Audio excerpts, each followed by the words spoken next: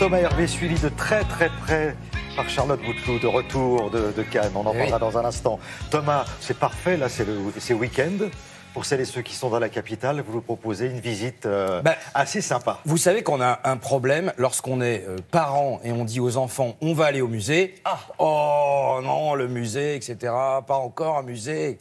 Donc il faut à un moment donné trouver quelque chose pour leur dire écoutez, on va vous trouver un musée, mais sur un sujet qui vous passionne. Ah bah nous, il n'y a rien qui nous intéresse et tout. Les jeux vidéo. Ah bon, il y a un musée sur les jeux vidéo. Oui. On y va. Alors c'est une exposition à la Fondation EDF. À Paris, c'est rue Récamier, c'est dans les beaux quartiers, dans le 6e arrondissement de Paris.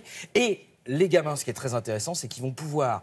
En fait, il va y avoir un échange. Vous, comme c'est sur l'historique des jeux vidéo, vous allez pouvoir leur montrer les vieilles babasses sur lesquelles vous jouiez au tout début, parce que oui, ça peut vous étonner les enfants, mais nous aussi on a joué aux jeux vidéo, les premiers, ceux où il y avait des petites bestioles qui... On jouait à ces trucs-là. Donc on leur montre, regardez, il y avait des manettes qui étaient toutes simples, il y avait des écrans où il y avait juste 2 couleurs, voilà le genre de... Et puis eux, de l'autre côté, nous apprennent, parce qu'attention, aujourd'hui ce sont des milliards et des milliards d'euros de chiffre d'affaires, c'est devant l'industrie du cinéma, c'est vraiment, ça a pris des proportions colossales. Donc eux aussi vont en même temps pendant la visite vous dire, bah tiens, regarde, papa, je vais te montrer le champion du monde alors tel jeu, etc. Et ben c'est comme des joueurs de foot, hein, et il est de telle équipe, et il est sponsorisé par telle personne. Ah oui, des professionnels, quoi. Ce sont exactement des professionnels, et c'est ce que vous propose cette exposition à la Fondation EDF.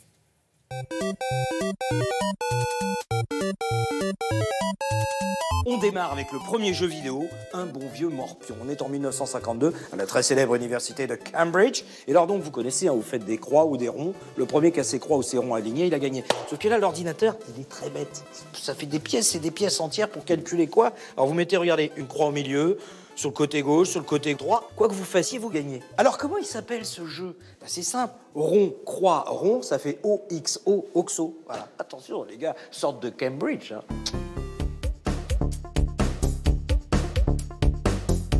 Et ensuite, dans les années 60, vous allez découvrir les premiers jeux de tennis. Alors au départ, ce sont les fondateurs, quand même, pères fondateurs de la bombe atomique, qui s'amusent avec des oscilloscopes pour faire ce genre de jeu. Et puis petit à petit, ça se perfectionne jusqu'à Pong. Alors ça, succès phénoménal. Un jour, son fondateur a été appelé par un type qui a mis l'arcade dans son bar et dit « Dis-donc, la machine marche plus ».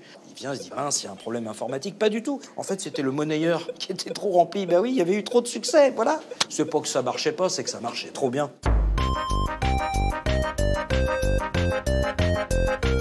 Et puis après, il y a eu les stars. Alors, Space Invader, Pac-Man. Tiens, Pac-Man, d'où vient ce petit personnage comme ça? Ben, c'est très simple. Toru Iwatani, son créateur, il ne savait pas quoi faire comme jeu populaire. Et il est en train de manger sa pizza, il se dit, mais qu'est-ce que je vais faire? Et tout à coup, il se dit, tiens, ben, c'est ça mon personnage. Une petite pizza avec une part en moins. Et qu'est-ce qu'il fait, la petite pizza? Ben, il mange. Et voilà comment le plus célèbre des petits fantômes est né. Pourquoi on dit Pac-Man? Tout simple, parce que l'onomatopée japonaise, quand on fait ça, c'est Paku Paku, Paku Paku, Paku Paku, Paku Paku, Paku Paku, Paku, Pac-Man, Pac-Man. C'est pas con. Et puis en 1984, il y a la création par Alexis Pajitnov de Tetris. Alors Tetris, regardez, c'est simple. Ce sont des briques qu'il faut accumuler de manière à faire un petit casse-tête. Et ça, c'est un jeu, mais qui a connu un succès fulgurant. Je dis, Alexis, il est devenu milliardaire. Ben non, parce qu'en 1984, il est en Union soviétique. Et donc, il faut donner tous les sous au parti. Et oui. Donc, nous, on accumule les briques, mais pas lui. Game over. Peut-être que je range un petit peu ma chambre. Et pour terminer, le e-sport. C'est quoi? C'est exactement la même chose que le sport, mais dans des stades, au lieu de voir des joueurs de foot, vous voyez des joueurs qui sont en train de jouer aux jeux vidéo. Par exemple, League of Legends. Et ici, vous avez une star qui s'appelle Borakim, Yellow Star, c'est son nom de jeu. Et alors lui, il est tellement célèbre qu'il s'est arrêté de jouer. Il a pris sa retraite à 25 ans. Voilà, maintenant, il entraîne le PSG. Le PSG foot? Non, pas du tout. Le PSG de League of Legends. Voilà. Alors lui, c'est la légende des légendes. Bon, alors pour s'amuser comme des petits fous, c'est jusqu'au 27 août. Exactement, et c'est à la Fondation EDF à Paris.